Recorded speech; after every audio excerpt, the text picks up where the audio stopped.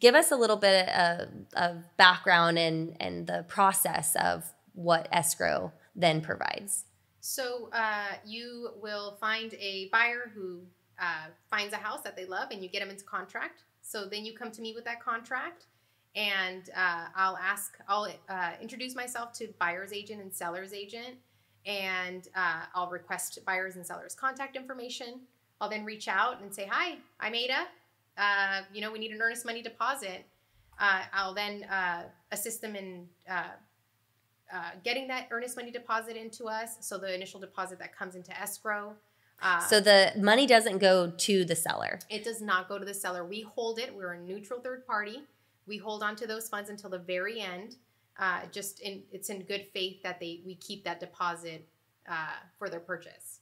Okay. And then once they get the deposit into you, then what is your next step? The next step is we communicate with the buyer's lender, and we make sure we meet any conditions they might have and give them any information they might need. So you're in contact with not only the buyer's agent, the seller's agent, but also the loan officers? Correct. Oh, wow. Okay. Well, and then sorry, didn't mean to cut you off, but it's also her main job is to follow that contract. So when you guys submit those contracts and you put in all of your, whatever, checking boxes, checking or all the not boxes. checking the boxes. Yeah, exactly. Yes. Yeah. So any changes that happen within the transaction, maybe, hey, the seller needs to get this fixed. We take on the addendums. She makes sure that, everybody's following through with what exactly with what they're supposed to do, and that the deadlines are being met, so that when we're getting ready to transfer that property, that we're not behind on anything. Your escrow officer is very very important in that transaction.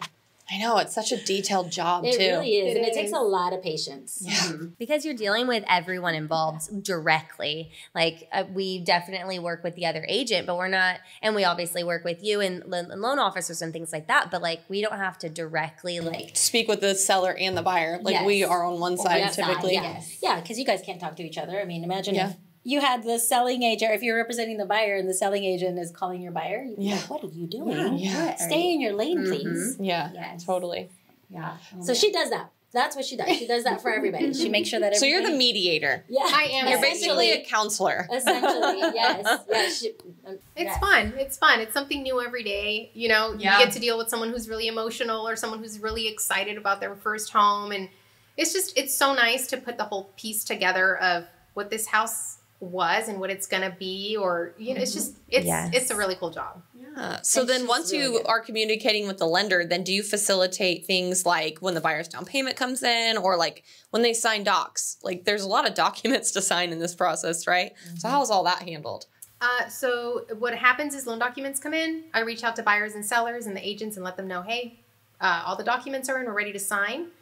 I get everybody scheduled, whether you decide to come into our office during business hours and sign, or whether I have to send a notary out to see you in New York at your hotel because you're on vacation. We take care of all of that for you. And then we also provide you secure instructions on how to make your final deposit.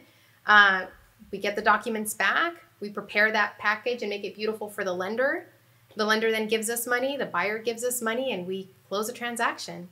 And then once you have all that money, you then pay off any liens that are still, so that money doesn't just go directly to the seller, and the seller can go, well, I'm not going to pay my lien off. I'm going to keep this and then figure that. We actually had a question recently of that saying, hey, if I didn't, do I have to pay those things off? And I'm like, absolutely. Well, you have to, because that particular amount of that portion of the money is never sent directly to the seller. It's sent out to the lien holder, or if it's commissions to the realtors, or if it's So then doesn't fall under their responsibility to have the which is kind of nice, because then they get a big chunk of money or and potentially, and it's all their money. They don't have to then have that remorse of when you're paying They see that $250,000 payoff that they have to pay for their loan. They're like, never mind, I want to keep it. I'm going to go put it all on red. Yeah. We take care of that mortgage, that utility lien, those taxes, that child support you haven't paid for 6 months. Oh my goodness. Yeah. Oh my goodness. Yes, those windows you financed through SMUD. Absolutely. Boy.